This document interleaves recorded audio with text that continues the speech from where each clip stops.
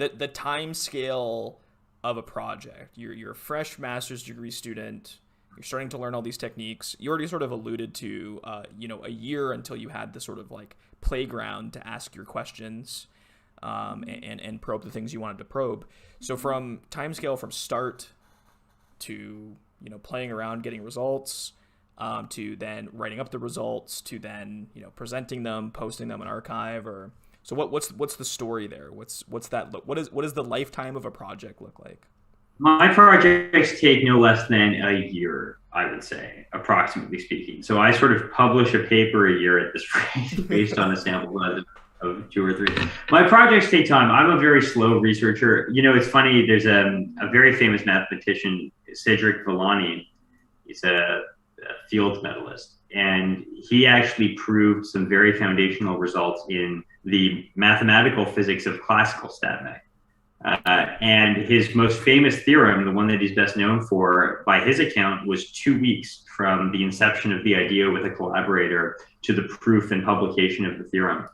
So researchers have incredible turnaround times sometimes on projects, and I find that kind of unbelievable. For me, I think that can depend though, right? Because it's like you would have had to ask the right question and then 2 weeks later get the result. well, that's a very good point. You don't see the sort of before period where it's a lot of struggling around and sort of trying to understand a problem, and I think that is that's a very good point. So it's, I think, really difficult to say, and I don't even think that there's a typical answer for all graduate students. Everyone works at their own pace, and the creative process, the process of sort of honing in on a problem, it depends on, do you know the techniques?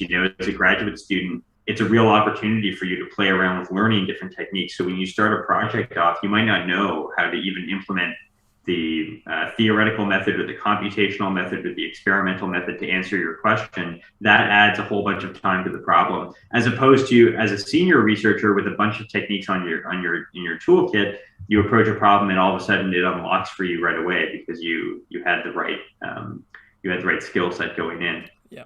So I think it's highly variable, and I think that no one should get discouraged by taking a long time to. I agree. I agree, and I think if anything, as you learn more skills, the time scale, assuming you're asking questions relevant to your skills, or that fit your skills well, the time scale at which you get results sort of shrinks as you get more experience. Absolutely. But I think, Yeah. I think the thing that I really wanted to talk about here is sort of like the daunting task of coming into your master's degree or your first ever research project. And then I feel like some people have I need results now. Like I need to get something as soon as possible, right? Like they feel Yeah. like the pressure to produce. And I just don't think that's a realistic expectation, right? Because you're just, Yeah. vast majority of the time you're just not ready and it's going to take time. So for me, I think it was like from inception of knowing what the project was going to sort of be like and what we were aiming for.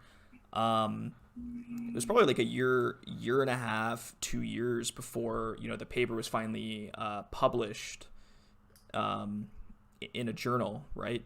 And that's of course with interruptions when you're starting out in a master's degree, or you're in an undergraduate degree, you have tons of interruptions, you have classes and other responsibilities. Absolutely. So that's a difficulty on top of getting your research going. Oh, for sure.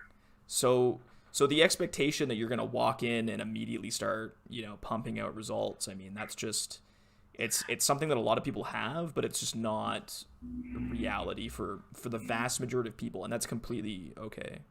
Yeah, it absolutely is, and I think that no one should feel ashamed at taking the amount of time that they need to take with a project. I think you'd rather not rush the project and really think about it carefully and feel confident in what you're doing and take that extra time than rush through it and find out that you published it but you didn't understand what you were doing, or you didn't have the right idea, and or you don't really get a second crack at it. You can publish errata, for example, but people aren't necessarily going to go back and read your paper a second time once the errata are out if they didn't read it the first time. Mhm. So take your time and sit on the result and think about it until it's ripe, and then that's the moment you want to publish, and that takes a different amount of time. It just depends on the project you're working on.